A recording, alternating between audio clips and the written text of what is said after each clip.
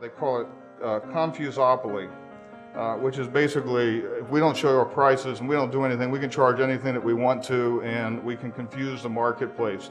To make things into a smokescreen so they can maximize income by dishonesty.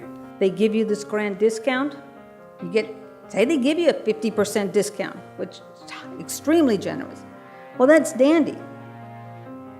But they get to control the number that they're going to discount. There's a great little insight. It was $1,028 for blood work that when we ran it back through our price, $39. And it was for $1,200 for 20 minutes. And they said, well, you don't have health insurance? Well, we can write that bill down to $450. That bill was a bill we meant to send to the insurance companies. Think about that for a minute. You're looking at over 700% variation for the same product. They make money by people like Gadea and her employer not knowing what the actual charges are.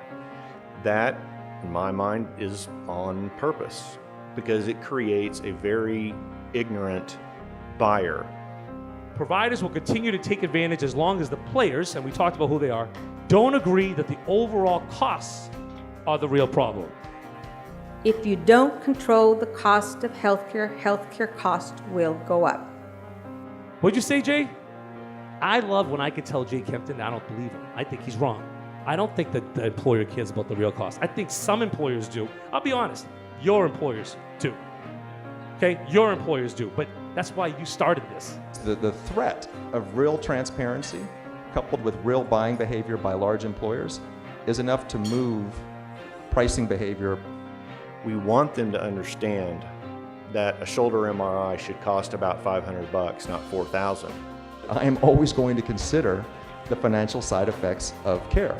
Not that we're going to try to be cheap, but if they can have the same procedure, the same image, the same test, etc., for $500 instead of $5,000, that's my job, because that's every bit as real and damaging to a patient as a clinical side effect.